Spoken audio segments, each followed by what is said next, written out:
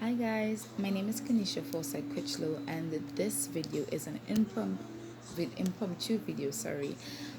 Basically, for months now I've been wanting to, I should say actually for a year and some months I've been wanting to actually start recording my journey to my first rainbow baby.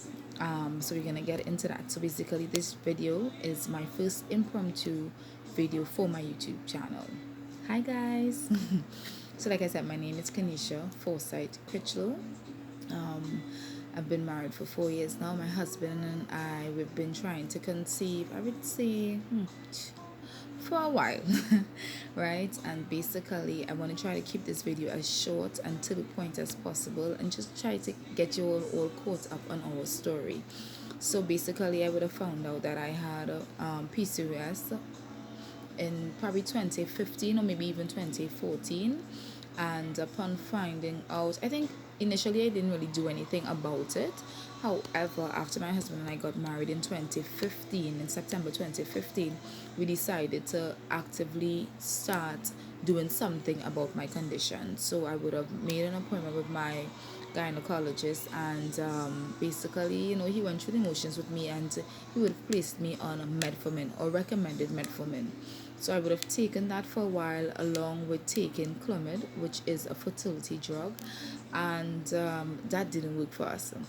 We would have done, I think, maybe 3 rounds of it. We started off with 50, don't quote me, mgs, whatever, 50. Those of you who are trying to conceive would know what I'm talking about. We started off at 50, and then I think after the first 2 failed rounds, we would have went up to 100. And after, I was just like, I couldn't do this anymore, because the clomid had nothing serious in terms of the side effects, but it just didn't have me feeling together, So basically, I stopped it after 3 months of doing it. And we took a rest for a while, so that would have been taking a rest in 2016, I would say. Yes, for the most part of 2016, after trying in 2015. So in 2016, we would have taken a break, and in 2017, due to me, just trying to do different research to try to understand what the condition is about, how I could treat it naturally. The first thing I would have done, actually, and I'm not sure what made me. Sorry, give me 1 second.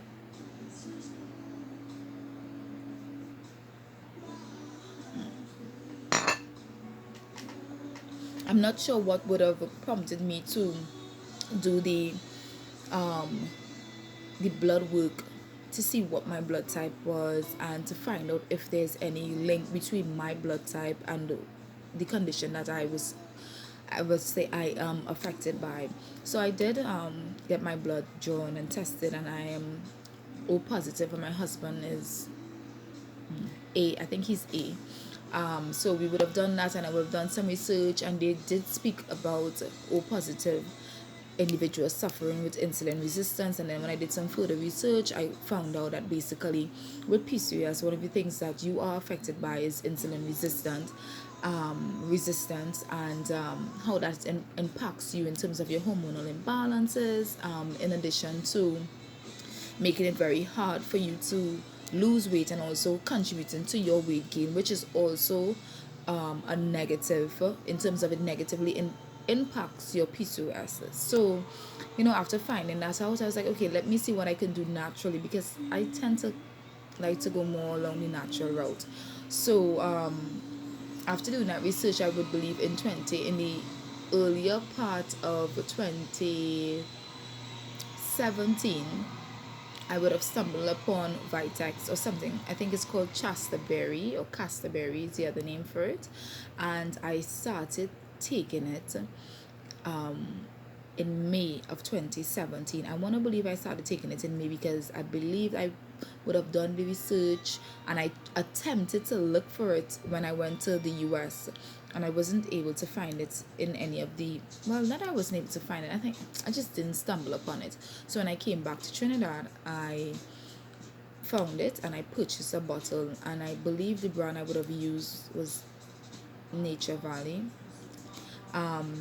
So I would have used that. Oh bloody hell, the video is about 5 minutes already. So I would have used that for 1 month consecutively, and on and off for another 2 months. And August of 2017, I would have had a period from 18th to the 25th of August. And then in September, I didn't have a cycle.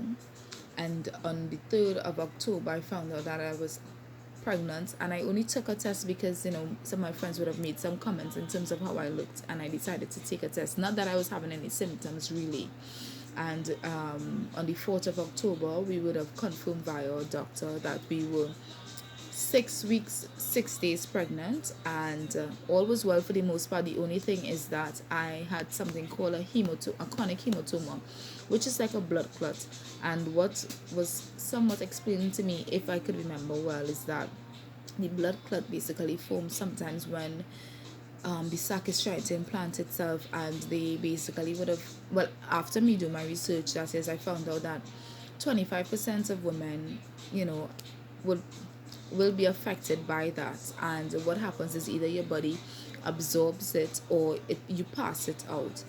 And in some cases it can contribute towards miscarriage. However, you know, that really wasn't so much of a factor to us. It wasn't so much of a scare.